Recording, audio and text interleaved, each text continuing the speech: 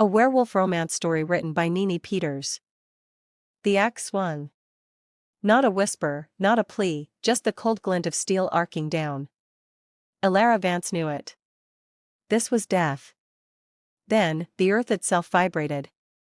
A primal roar ripped through the storm, not of judgment, but of something else entirely. Every Lycan froze. The axe hung mid-air. He descended from the shadows, eyes blazing gold, and with a single, guttural word, claimed her. Mine. Her life, seconds from ending, was now bound to the most terrifying being she'd ever seen. The execution was halted, but her nightmare had just begun. Why was she saved? What was she now? This story started with an axe and a storm, but Elena's life before that terrifying moment was one of quiet solitude, rooted in the earth. She was a healer, her hands expertly identifying medicinal herbs, her knowledge passed down through generations. Her days were spent in the quiet hum of the forest, a sanctuary that, on one fateful afternoon, became a trap. Without warning, a crushing weight slammed into her, and rough hands twisted her arms. Her wide, disbelieving eyes met glowing amber orbs. Lycans. Elena Vance, a deep voice rumbled, thick with accusation. It belonged to a towering male, his face grim, his scent sharp with rage, and something else, a primal wildness that assaulted her senses. You are accused of treason against the Lycan King, of poisoning Elder Theron, and of consorting with our enemies. Poisoning? Treason? Her? A simple village healer? What are you talking about? I haven't done anything, she choked out. Another Lycan held up a small, intricately carved wooden vial.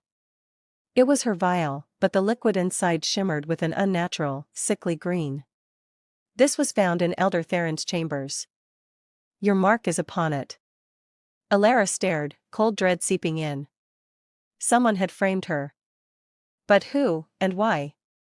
This is a mistake, she insisted. I don't even know Elder Theron. Enough, the Lycan roared. You will answer to the king's tribunal. She was dragged, stumbling, panic clawing at her. She wouldn't break. The forest gave way to a clearing, revealing the massive Lycan stronghold. Torches flickered, casting shadows on the faces of a gathered crowd, their amber and gold eyes fixed on her. Whispers, human, witch, traitor, death. She was pushed into the center of a vast courtyard. At its far end, on a raised dais, sat the king, cloaked in shadows, radiating immense power.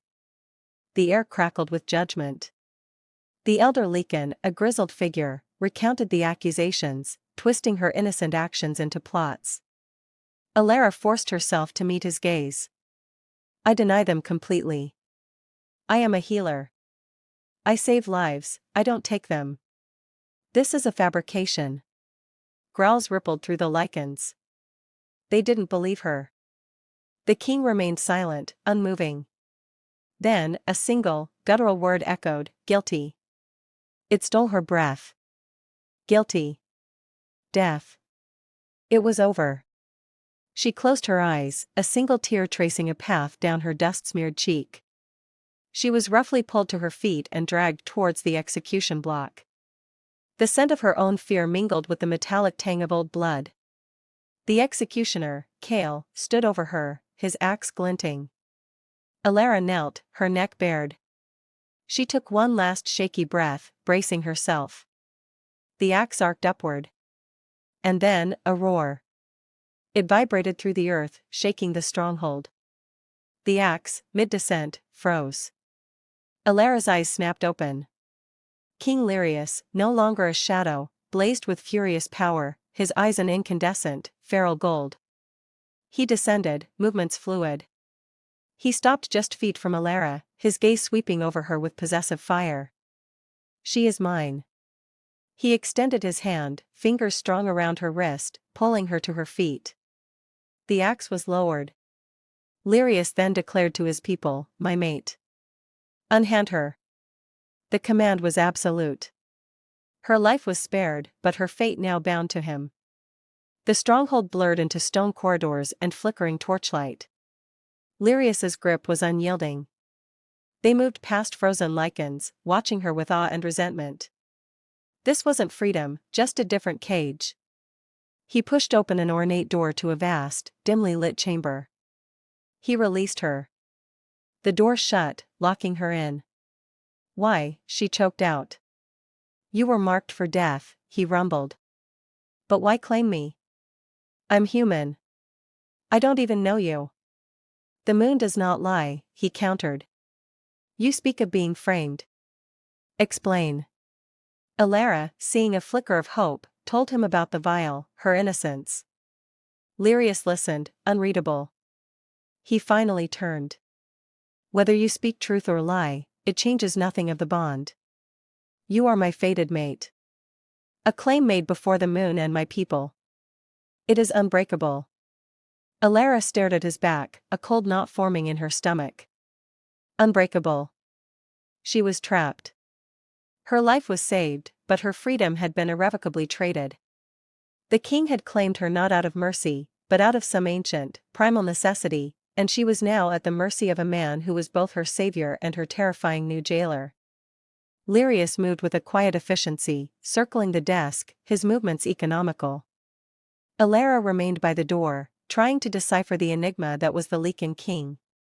He was a force of nature, a creature of raw power and ancient tradition, and she, a fragile human, was now inexplicably bound to him. He finally turned, leaning against the edge of the desk, his arms crossed over his massive chest. The pose was casual, yet the intensity of his gaze remained unwavering.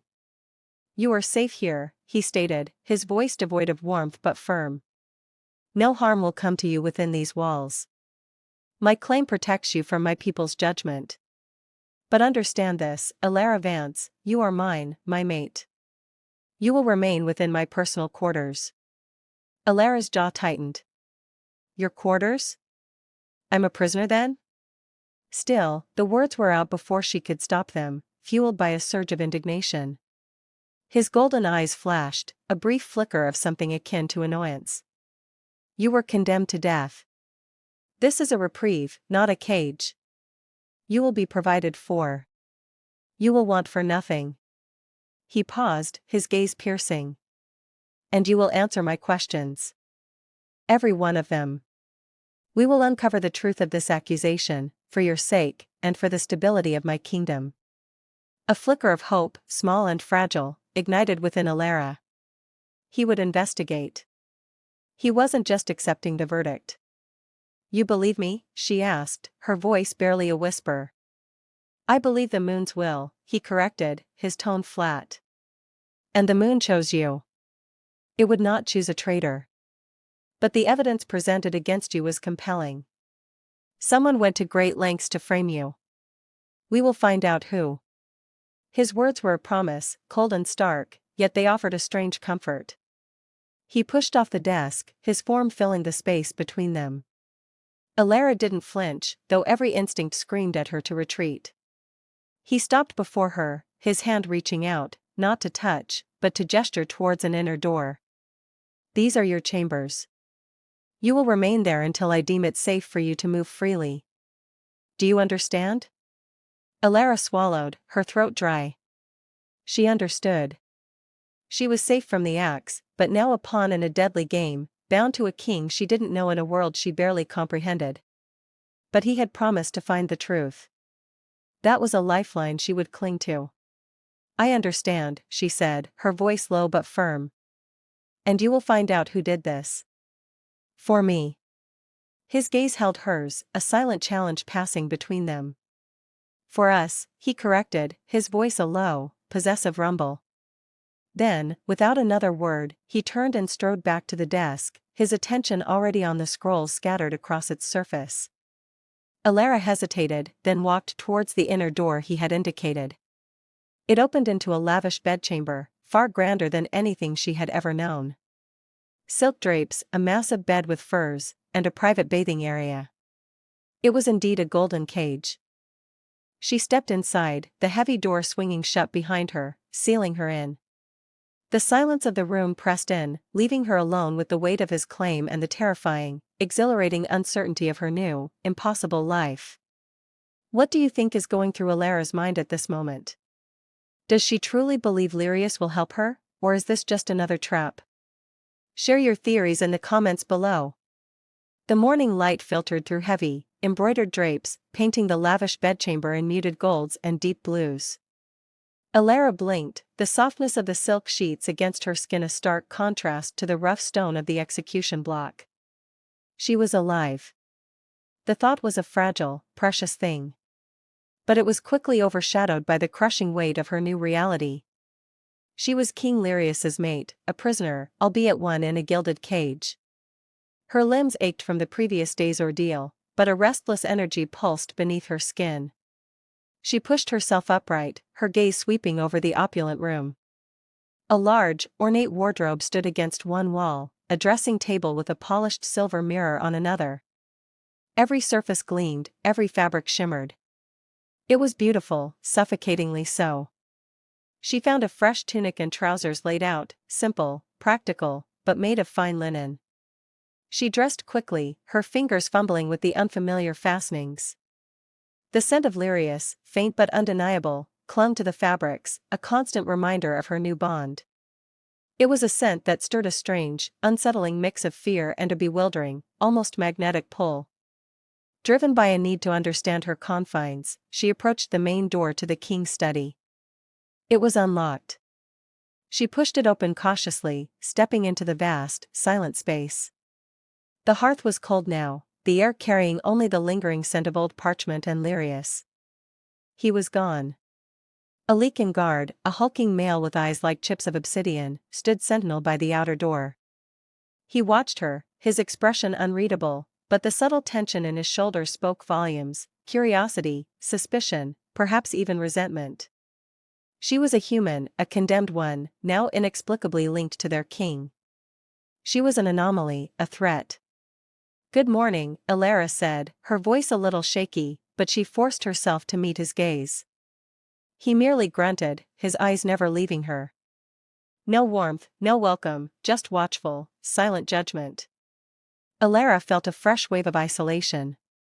This was her new normal, surrounded by power, by luxury, but utterly alone, under constant scrutiny. She was safe, yes, but her freedom, her very identity, felt stripped away.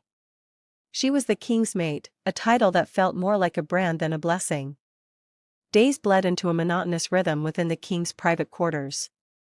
Alara explored every inch of the lavish rooms, finding hidden alcoves, dusty shelves filled with ancient Lycan text she couldn't read, and windows that offered tantalizing glimpses of the sprawling stronghold beyond. She ate meals brought by silent Lycan servants, their faces impassive, their eyes always watchful. Lyrius appeared sporadically, usually late at night, his presence a sudden, overwhelming force that filled the room. Their conversations were terse, focused on her supposed crime, his questions sharp and probing. He was relentless in his pursuit of the truth, but offered little comfort or explanation for his own actions. One afternoon, a different Lycan entered, a female with striking silver fur woven into intricate braids.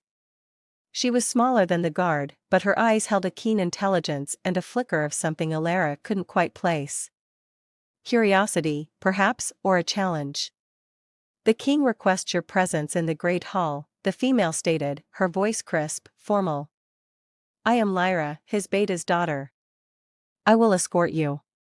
Alara's heart hammered. The great hall. The public eye.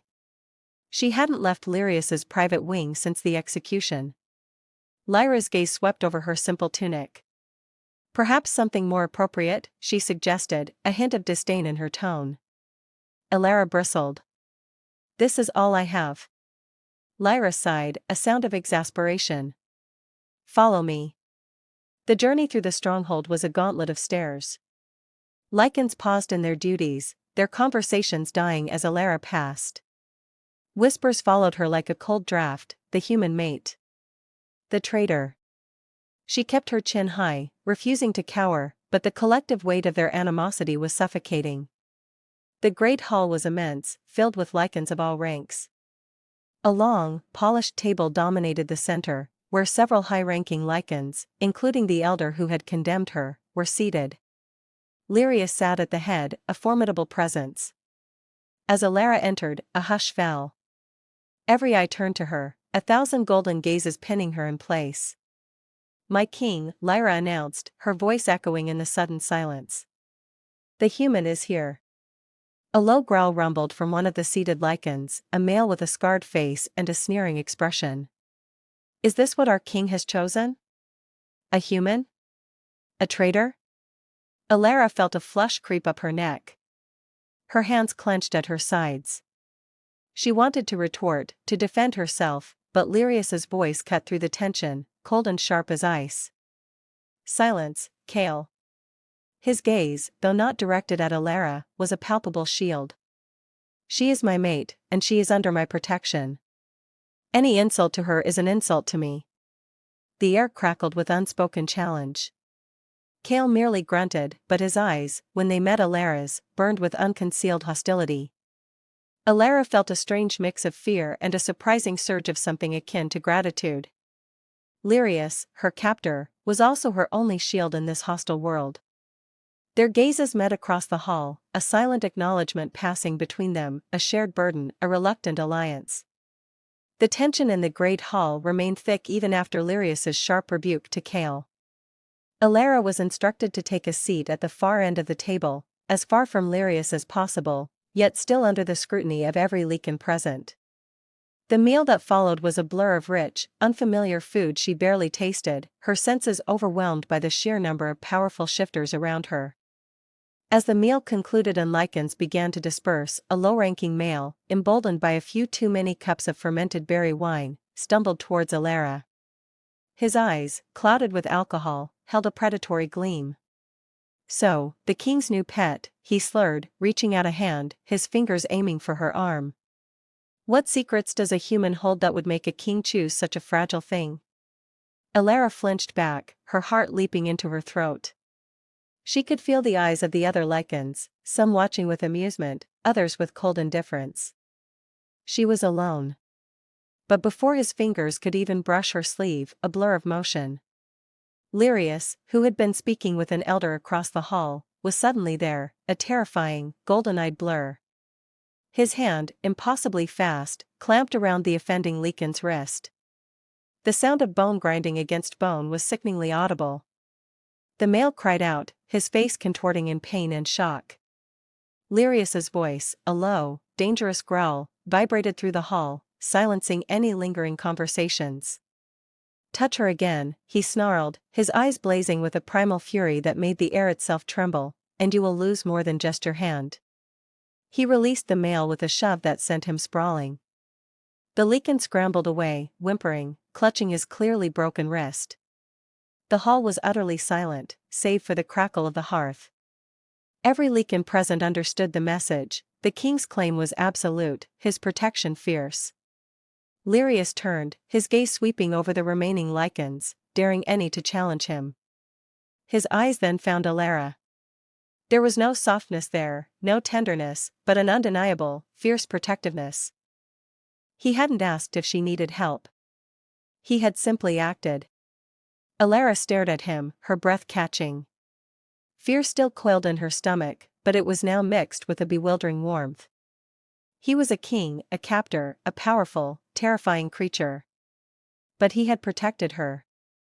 He had defended her without question, without hesitation. In that moment, she saw him not just as the man who had claimed her life, but as a formidable shield, a confusing figure stirring unexpected feelings within her. The golden cage might be real, but so was the beast who guarded it. The stakes were higher than she'd imagined, and her understanding of Lyrius and her own heart had just shifted. "How do you feel about Lyrius's swift action to protect Alara? Does it change your perception of him, or do you still see him primarily as a captor? Let us know your thoughts." Weeks turned into a restless blur for Alara. Her days were spent in the opulent confines, her nights often punctuated by Lyrius's visits. He was a shadow, intense and demanding. His questions about her supposed crime relentless. He pressed her for details, for names, for any flicker of memory that might lead him to the true culprit. She answered truthfully, her healer's mind meticulously recalling every interaction, every face. But each session ended with Lyrius's jaw tight, his frustration palpable. They were hitting a wall. One evening, as the scent of Lyrius's musk filled the study, a familiar, earthy smell caught Alara's attention, a faint, sickly sweetness. Elder Theron. He was still alive, but clearly suffering. Alara had heard whispers among the servants. The elder was fading, the poison baffling the Lycan healers. King Lyrius, Alara began, her voice hesitant but firm. He looked up from a scroll, his golden eyes sharp. I know poisons. I know herbs. My knowledge, it might help Elder Theron. His gaze narrowed. A flicker of suspicion in their depths. You are accused of poisoning him. And I am innocent, she countered, meeting his gaze directly. If I could examine him, perhaps I could identify the specific compound. My methods are different. I know the subtle signs, the way certain toxins affect the body. Your healers, they are powerful, but perhaps their understanding of human-derived poisons is limited. She saw the skepticism in his eyes, the ingrained Lycan distrust of human ways. If he dies, the truth dies with him. And the proof of my innocence. His silence stretched, heavy and deliberate. Alara's heart pounded. This was a risk. She was offering to help the very Lycan she was accused of harming, but it was her only way to contribute, to prove her worth beyond being a mere fated mate. It was her chance to reclaim a piece of her identity, to use the skills she had dedicated her life to. It is too dangerous, he finally stated, his voice a low, unyielding rumble. You are my mate. Your safety is paramount, and my people would never allow it. The risk of further accusation, of a direct attack, the risk of him dying is greater. Alara retorted, her frustration boiling over. If he dies, they will say I finished the job, and you will have no proof of my innocence. Only a dead elder and a human mate who is a permanent stain on your reign. The words hung in the air, sharp and defiant.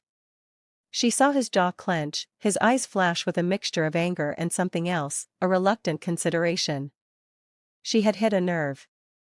He cared about his kingdom's perception, about the truth. He stood towering over her, his presence a physical force.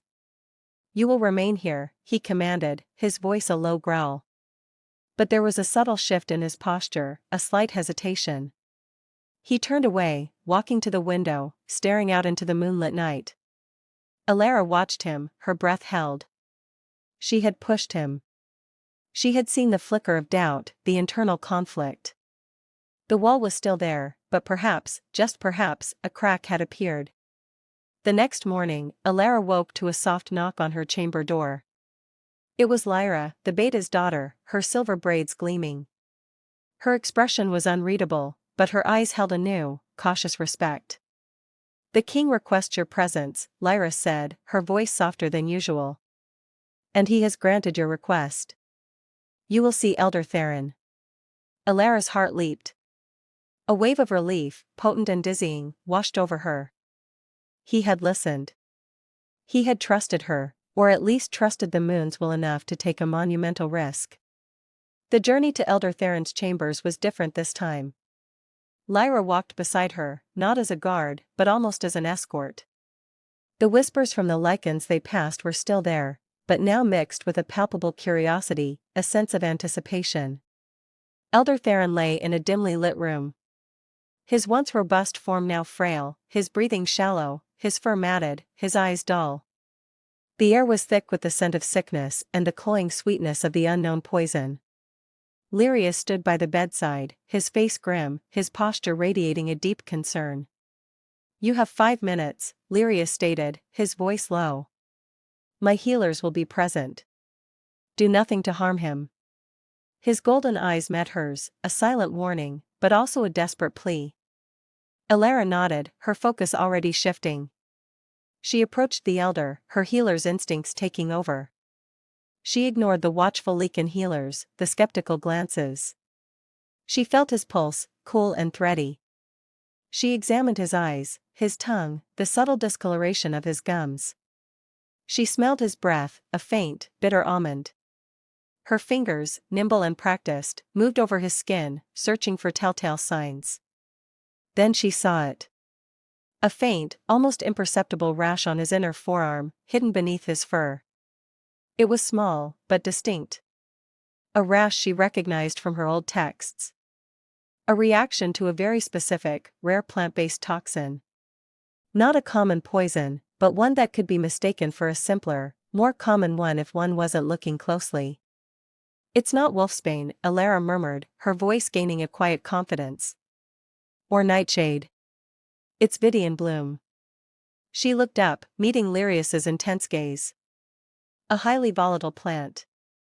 Its poison mimics other toxins, but it leaves this specific dermal reaction. It's almost impossible to detect unless you know what you're looking for." A ripple of murmurs went through the Lycan healers. Lyrius's eyes widened, a flicker of surprise, then dawning realization. He stepped closer, his gaze fixed on the elder's arm, then on Elena. "Vidian bloom," he repeated. The name, a low growl. "It grows only in the Shadow Fen, a territory controlled by the Blackclaw Pack." The revelation hung in the air, cold and sharp. The Blackclaw Pack. A rival territory known for their ruthlessness. The accusation against Elena suddenly made sense. It wasn't about her. It was about destabilizing Lyrius's rule, perhaps even inciting a war. The stakes had just exploded. Elena wasn't just a framed human. She was a key, an unwitting pawn in a much larger, deadlier game.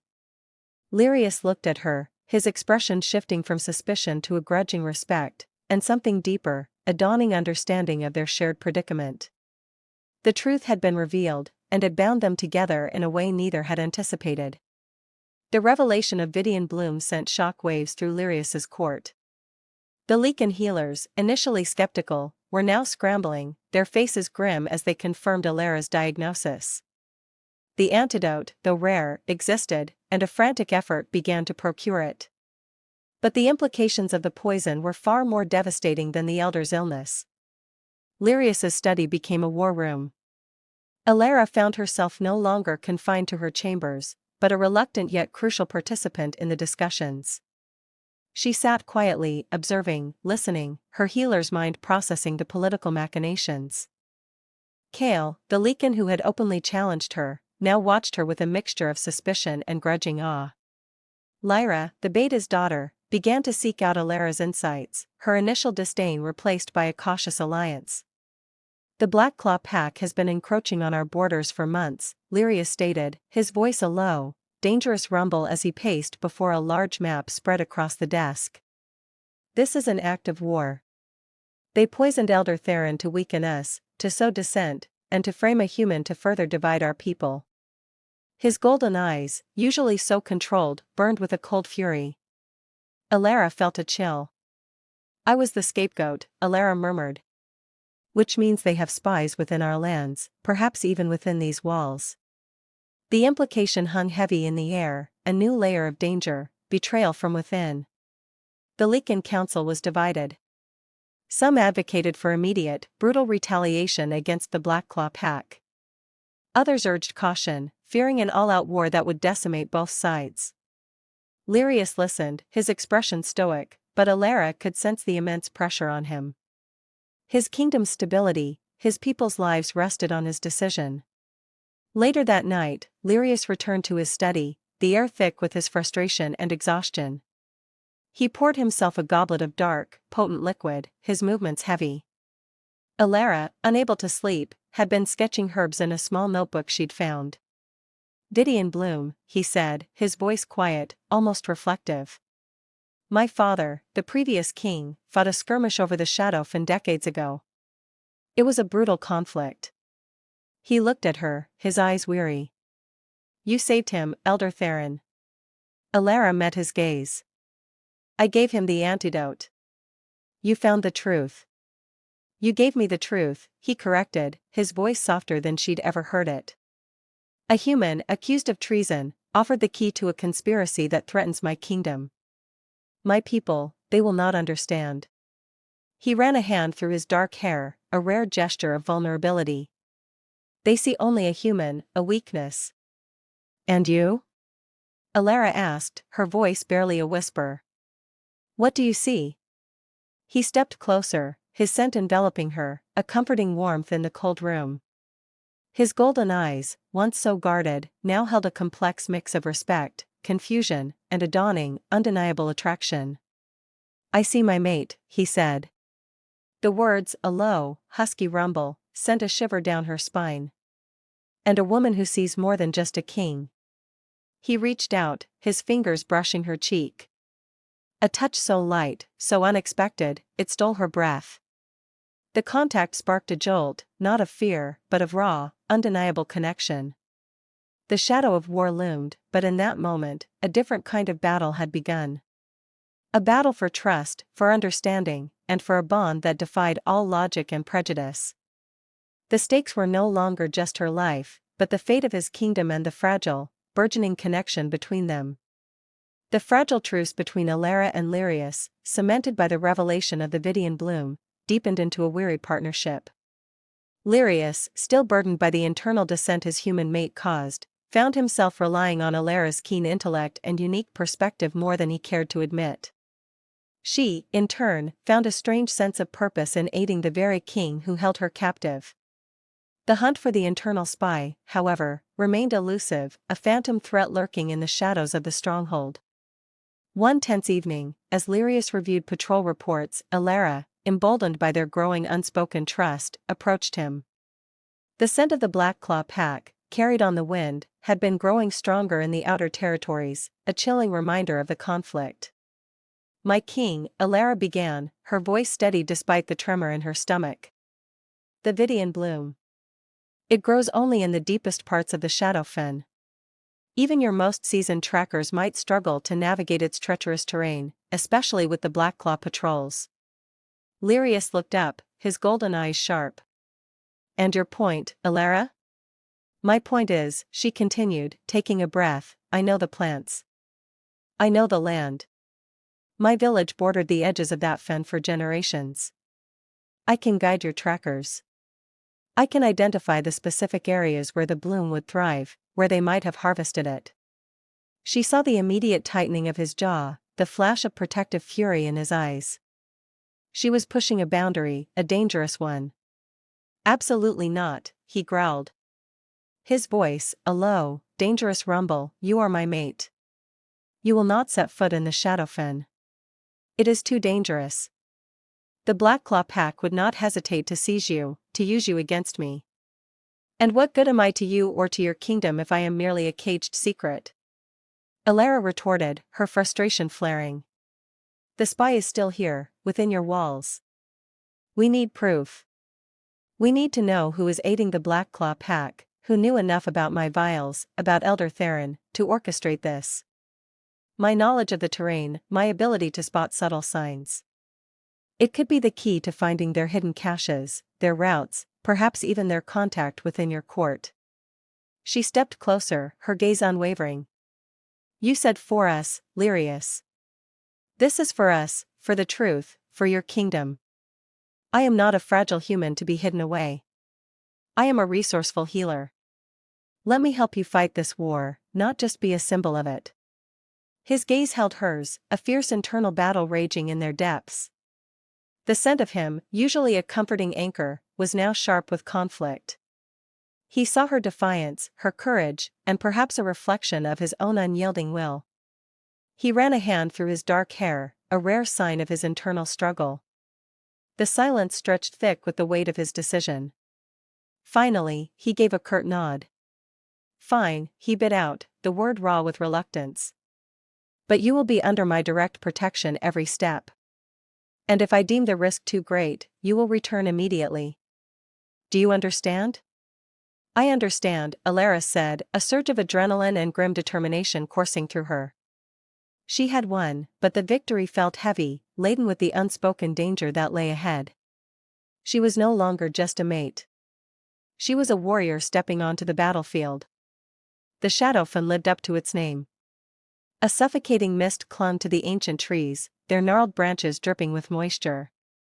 The air was thick with the smell of decay and stagnant water, a stark contrast to the clean, crisp air of the stronghold.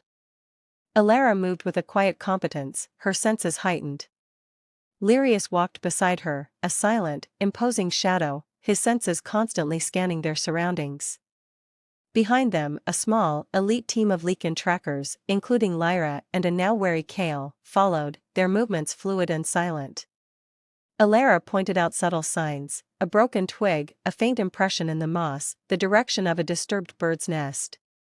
Her eyes, accustomed to the nuances of the forest, picked up details the Lycans, despite their superior senses, sometimes missed.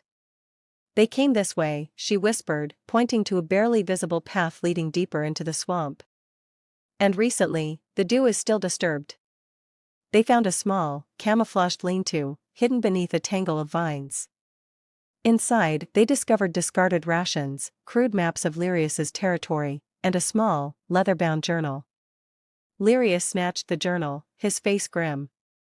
"This is precise," he growled, his voice a low rumble. "Too precise for mere observation. They have an informant." As Lyrius and the trackers examined the journal, Alara's gaze drifted to a small, disturbed patch of earth near the lean-to. Her healer's instinct, honed over years of foraging, prickled. She knelt, brushing aside some dead leaves. Beneath them, she found a small, discarded pouch. It was made of soft, cured leather, but it was the scent that made her blood run cold. A faint, lingering aroma of the same sickly sweet Vidian bloom that had poisoned Elder Theron, but mixed with it something else. A faint, almost imperceptible scent of iron. Not the metallic tang of blood, but something refined, like a blacksmith's forge or a specific type of metal. "Lyrius," she whispered, her voice tight. "Look at this." He knelt beside her, his golden eyes narrowing as he took in the pouch. He sniffed it, a low growl rumbling in his chest. "This is Blackclaw, but the other scent? It's faint, unfamiliar." "It's iron," Elena said, her mind racing. "A specific kind. I remember it from my village. There was a small forge run by a family known for their unique ironwork. They made intricate clasps, buckles, and specialized tools." She looked up, her eyes meeting Lyrius's. "This isn't just a spy. It's someone who has access to both your world and the human world. Someone who might have commissioned a specific tool, perhaps for extracting the poison or for making those vials." A sudden, sharp crack of a twig echoed through the mist-shrouded fen. Too loud. Too close. Lyrius was on his feet in an instant, his body tensing, his eyes scanning the dense foliage. "We have company." Arrows, tipped with glowing green, whistled through the air, embedding themselves in the trees around them. Vidian bloom. The Blackclaw pack. They had been followed. The success of finding the journal and the pouch was immediately overshadowed by the direct, deadly confrontation. The stakes had just been raised to a terrifying new level. Who do you think is the spy within the stronghold? And what do you think is the significance of this unique iron Elena mentioned? Comment your theories below. Chaos erupted in the shadow fen. Lyrius roared, transforming into his massive wolf form, a blur of dark fur and gleaming fangs. The Lycan trackers shifted, their snarls echoing through the mist. Elena, caught in the heart of the skirmish, felt a surge of terror, but also a strange, primal instinct to survive. She ducked, weaved. Her human agility her only defense against the charging Blackclaw warriors. Lyra, a silver streak, fought fiercely, her movements a deadly dance. Kale, surprisingly, positioned himself near Elena, his scarred face grim, his body a formidable shield. But the Blackclaw numbers were overwhelming, their attacks relentless. One of the Blackclaw Lycans, larger and more aggressive than the others, broke through the line, his sights set on Elena. He moved with a speed that defied belief, a predatory gleam in his eyes. Elena saw him coming, felt the cold dread, but there was nowhere to go. Then, a flash of golden fur. Lyrius, in his wolf form, slammed into the Blackclaw warrior, a thunderous impact that sent both wolves sprawling. He fought with a terrifying ferocity, a protective rage burning in his golden eyes. He was defending her, his mate, with every fiber of his being. As the battle raged, Elena noticed something, a subtle signal. One of Lyrius's own council members, a seemingly loyal Lycan named Thane, was positioned strategically, not engaging the Blackclaw warriors with full force, but subtly hurting them, pushing them towards Elera's position. A flicker of movement, a hand gesture, almost imperceptible, caught her eye. It was a signal to the Blackclaw Lycans, a signal to target her. Thane. The spy. The realization hit with the force of a physical blow. He had been present at her trial. He had been one of the most vocal in condemning her. He had access to Lyrius's plans, to the inner workings of the court. He was the one who had framed her. Lyrius. Elera screamed, her voice raw, desperate, trying to pierce through the din of battle. It's Thane. He's the spy. He's leading them to me. Lyrius, locked in a brutal struggle with the Blackclaw leader, hesitated, his golden eyes flicking towards Thane.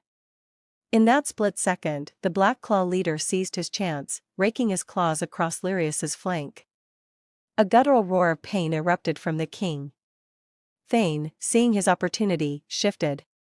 His eyes burning with malice, he lunged, not at a Blackclaw warrior, but directly at Elera, a wicked, poisoned dagger glinting in his hand. His intention was clear: eliminate the human mate, the key to the conspiracy.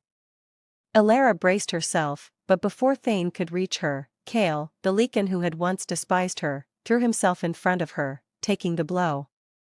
The dagger plunged into his side, and he collapsed with a choked cry.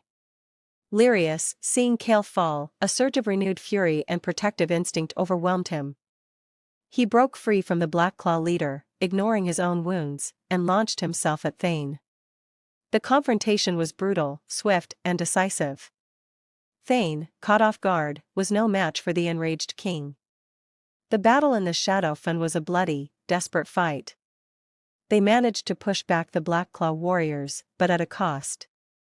Kale lay bleeding, his life hanging by a thread. The truth of the internal betrayal was laid bare, but it came at a terrible price. Elera knelt beside Kale, her healer's hands trembling, a desperate plea forming on her lips. Lyrius, wounded but victorious, stood over Thane's defeated form, his golden eyes burning with a cold, terrifying resolve. There was no turning back now. The war was no longer just political. It was deeply personal, and Elera, the human healer, was at its very heart. The air in the makeshift infirmary was thick with the metallic tang of blood and the acrid scent of fear. Kale lay on a cot, his powerful Lycan form racked by tremors, his breathing shallow and ragged. The dagger Thane had used was still clutched in Lyrius's hand, its blade a dull, malevolent gleam. Elera knelt beside Kale, her hands, usually so steady, trembling as she worked. "The wound is deep," she murmured, her voice tight with concentration. "And the poison, it's fast, faster than the Vidian bloom." She had cleaned the wound, applied poultices of her strongest antitoxins, but Kale's skin was already clammy, his eyes unfocused. The faint sickly green glow that sometimes emanated from the dagger's tip seemed to seep into his very being. Lyrius stood over them, a grim statue of fury and concern. His own flank was bandaged, the deep gashes from the Blackclaw leader still seeping, but he ignored his pain. His golden eyes were fixed on Kale, then on Elera, a silent demand for a miracle. "What is it?" Lyrius rasped, his voice rough with strain. "What kind of poison?" Elera shook her head, her brow furrowed in desperate thought. "It's complex, not purely plant-based. There's something else. Something that attacks the very essence of his Lycan healing. It's like it's fighting his wolf." She pressed a hand to Kale's chest, feeling the frantic, weakening beat of his heart. Guilt nodded at her. He had taken the blow for her. He, who had once despised her, now lay dying because of her. Lyra, her face pale, knelt opposite, offering silent support, holding fresh bandages.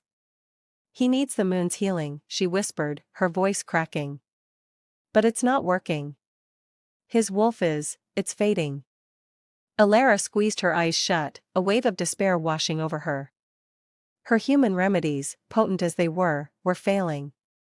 This was beyond her understanding, beyond her experience. The poison was designed to kill lichens, to circumvent their natural resilience. It was a cruel, insidious weapon. Lyrius let out a low, frustrated growl. He slammed the poison dagger onto a nearby table, the sound echoing sharply in the tense silence. Thane, he snarled, his eyes blazing with cold fury. He knew this. He must have had it prepared. He was aiming for me. Kale, he saved me, Elena said, her voice barely audible. She looked at Lyrius, her eyes pleading. There has to be something. Is there a leaking cure? An ancient ritual? Anything? Lyrius ran a hand over his face, his weariness suddenly stark. Our healers are baffled. This is not of our making. It is a perversion of life itself. He looked at Kale, a profound sadness in his eyes. He is one of my best warriors, my beta's right hand. The weight of his leadership, the cost of the betrayal, pressed down on him. The success of revealing Thane was overshadowed by the immediate, devastating consequence. Kale's life hung by a thread, a constant, agonizing reminder of how close Elena had come to death, and how deeply the enemy had infiltrated their ranks. The news of Thane's betrayal and Kale's critical condition ripped through the Lycan stronghold like a wildfire. The initial shock quickly curdled into a bitter resentment, much of it directed at Elena and, by extension, at Lyrius. The king had claimed a human. A human had exposed the traitor. And now, one of their strongest warriors lay dying from a human-made poison. The narrative twisted, blaming the outsider. The Lycan council convened, their voices a low, angry hum that vibrated through the stone walls of the great hall.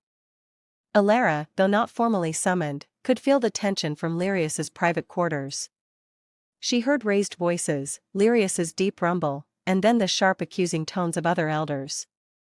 Lyrius returned hours later, his face a mask of grim exhaustion, his golden eyes shadowed. He moved with a stiffness that spoke of his own healing wounds, but also of a deeper, unseen burden. He didn't speak, merely walked to the window, staring out at the moonless sky. What happened? Elena asked softly, her heart aching for the weariness she sensed in him. He let out a harsh breath, a sound devoid of his usual control. They question my judgment, my claim. They say Thane's treachery is a direct result of my unconventional choices. He didn't look at her, but the implication was clear, you. They blame me, Elena stated.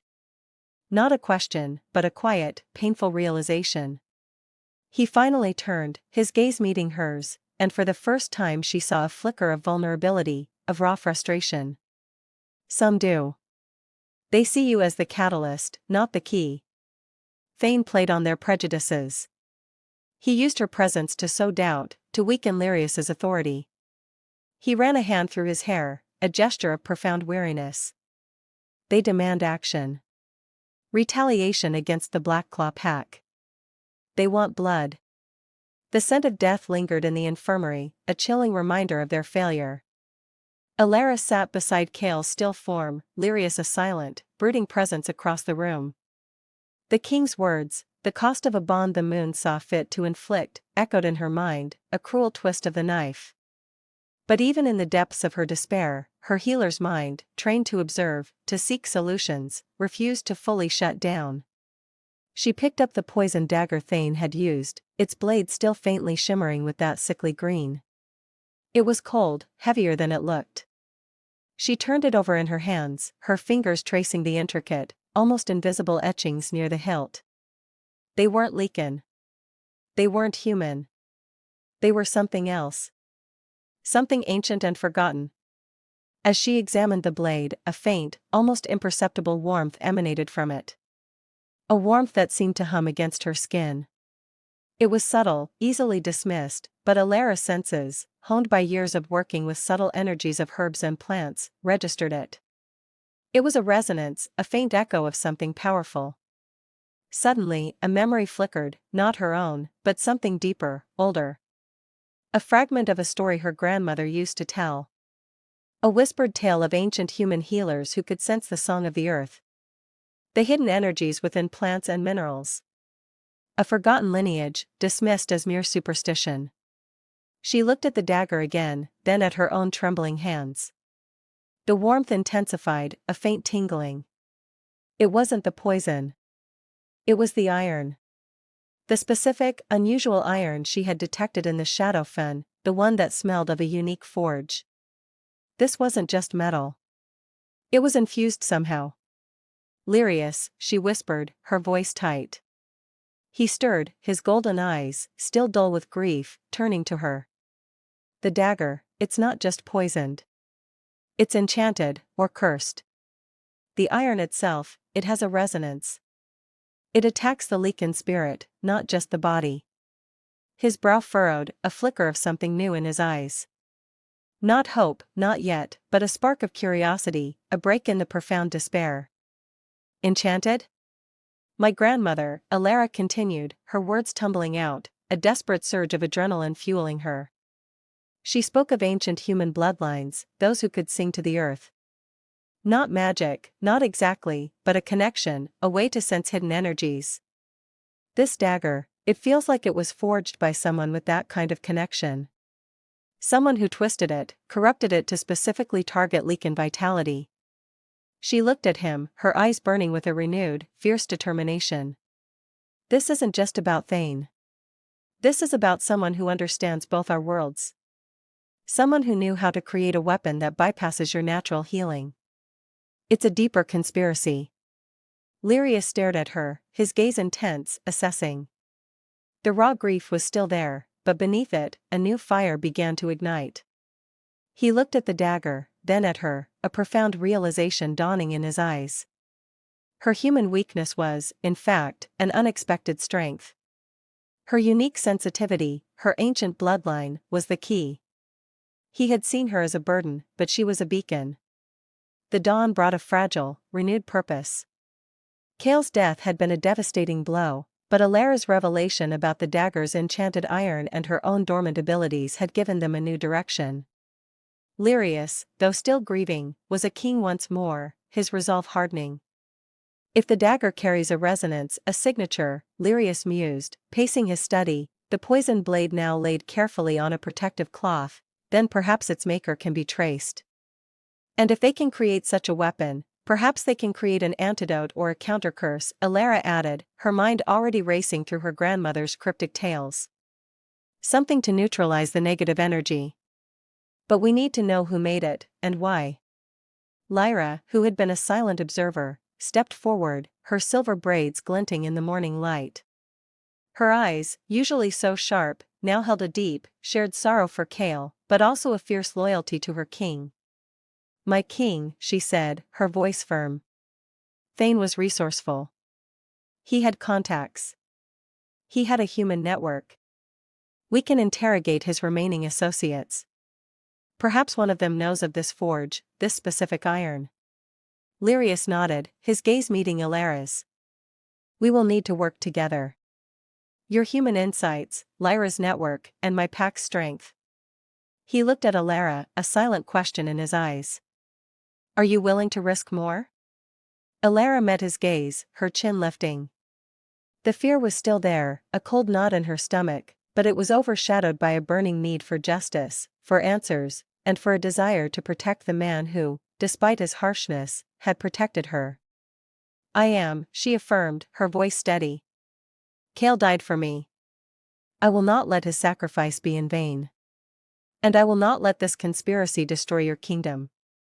Pride crossed Lyrius's face. He turned to Lyra. Gather Thane's human contacts. Bring them here. We will begin. He then looked back at Elena. And you will teach me about this resonance, about these hidden energies. If this is a war that targets the spirit, then we must fight it with more than claws and fangs. The alliance was no longer reluctant. They were united by loss, by a common enemy, and by the undeniable pull of a bond that transcended species and prejudice. The internal hurdle of Lyrius's doubt and Elena's feeling of being a burden had been overcome. They were ready to fight. The interrogation chamber was stark. Lyrius sat opposite Silas, a trembling merchant. Lyra stood sentinel. Elena observed. Silas, initially defiant, crumbled under Lyrius's relentless questioning, his golden eyes burning with an intimidating intensity. He confessed to facilitating communications between Thane and the Blackclaw pack, to smuggling goods, but he denied any knowledge of the poisoned dagger or its maker. "He's lying," Elena whispered to Lyrius. "He knows more. The way his hand keeps twitching towards his belt. There's something there." Lyrius, his senses finally attuned, picked up on Elena's observation, his gaze sharpened, locking onto Silas's belt. "What are you hiding, human?" he growled, his voice a low, dangerous rumble. Silas blanched, his eyes darting. "Nothing. I swear, I know nothing of poisons." With a swift, brutal movement, Lyrius disarmed him, pulling a small, intricately carved wooden box from a hidden pouch on his belt. It was the same type of wood as Elena's vial, but the carvings were different, more ornate, almost tribal. "Open it," Lyrius commanded, his voice cold. Silas's hand shook as he fumbled with the clasp. Inside, nestled on a bed of dried moss, was a small, rolled-up piece of parchment. Lyrius snatched it, unrolling it to reveal a crude, hand-drawn map.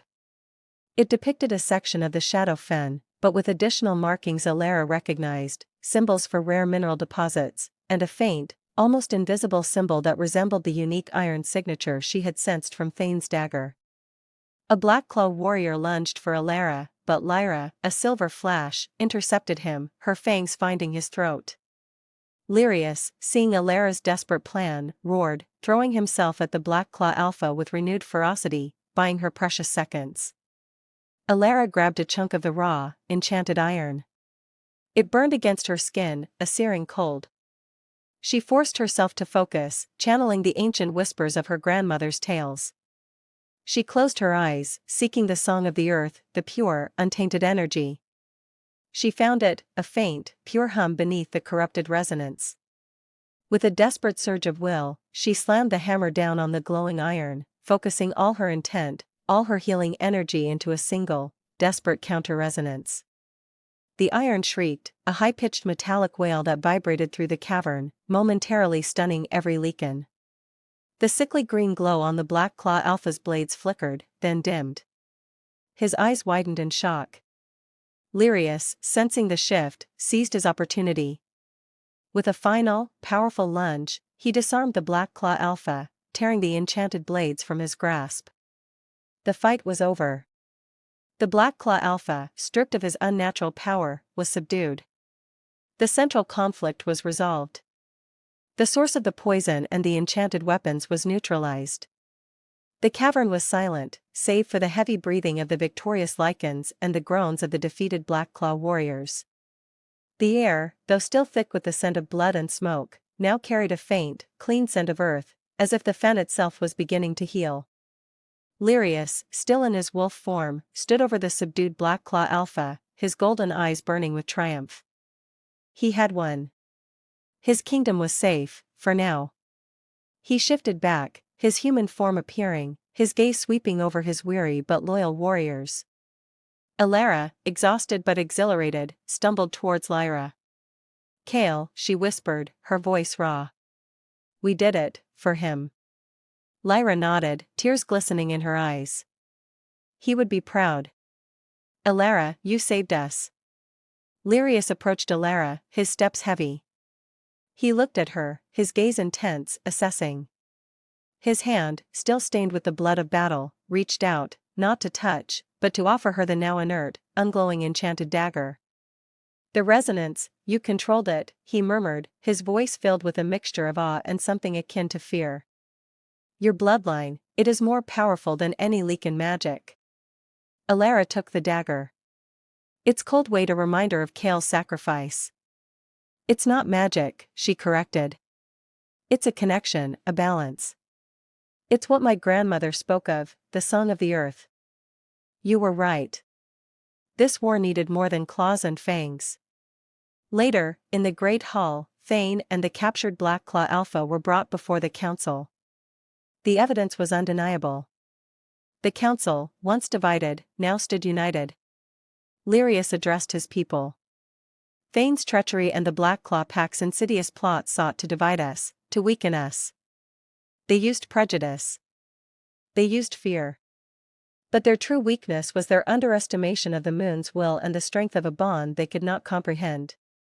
His gaze swept over the crowd, then settled on Elena, standing quietly by Lyra's side.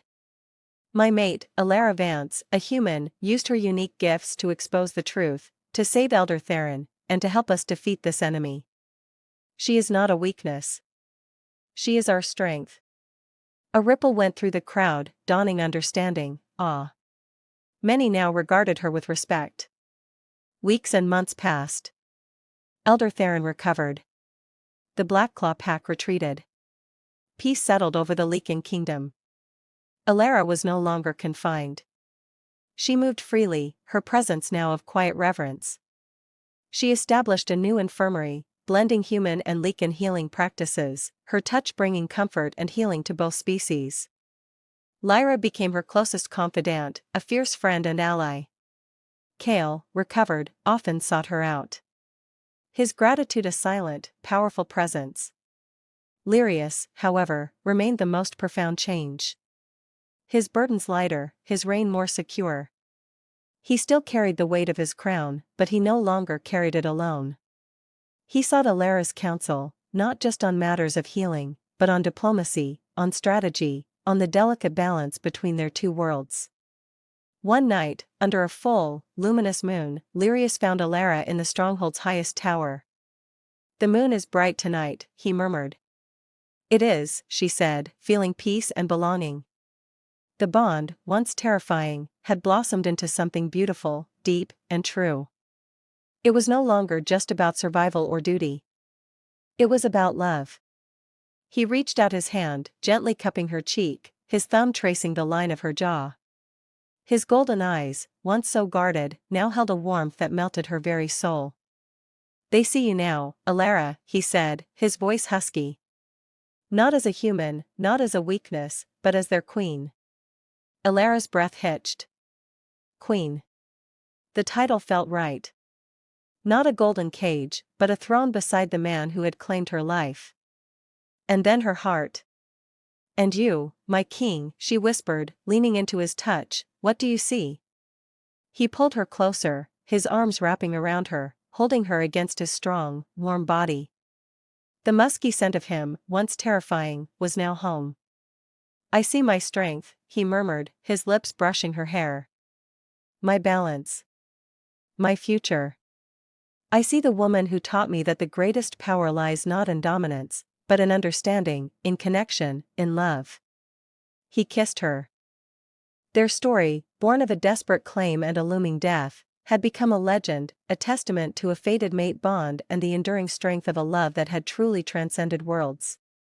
Years later, the Lycan kingdom flourished under the joint reign of King Lyrius and Queen Elena. Prejudice against humans softened. Children with eyes that held the golden flecks of their Lycan heritage and the keen, observant wisdom of their human mother played in the courtyards. They were living proof of the impossible bond, the bridge between two worlds. Lyra, now a respected elder, often told the tale of the healer who was marked for death, only to be claimed by the king, her human touch saving their people. Elena often found Lyrius in his study, a quiet contentment radiating from him. He was still the formidable king, but a warmth now radiated from him, a quiet contentment that had been absent before her. He would often reach for her hand, his fingers intertwining with hers, a silent affirmation of their enduring connection. One crisp autumn evening, Elena stood with Lyrius on the highest battlement, looking out over their kingdom. The forest, once a place of fear and accusation, now stretched out peaceful and vast beneath the rising moon. "The elder's prophecy," Lyrius murmured, his voice soft. "It spoke of a human bloodline, a forgotten melody. It spoke of you, Elena." Elena leaned against him, feeling the solid strength of his body, the steady beat of his heart. "And you scoffed," she teased gently, remembering the prologue. He chuckled, a deep, rumbling sound that vibrated through her. "Indeed. I was a fool. I saw only weakness where there was strength. I saw only division where there was destiny." He turned, his golden eyes filled with an abiding love that warmed her to her core. You taught me, my queen. You taught me that true power is not just in might, but in understanding, in connection, in love. He kissed her. Their story, born of a desperate claim and a looming death, had become a legend, a love that transcended worlds. What part of Elera's journey did you find most compelling? Was it her initial defiance, her intellectual contributions, or her ultimate embrace of her role as queen? Share your thoughts and reactions in the comments. And if you crave more enthralling paranormal romances, hit that subscribe button and ring the bell to join our pack. Ready for another adventure? Click here for our next incredible audiobook.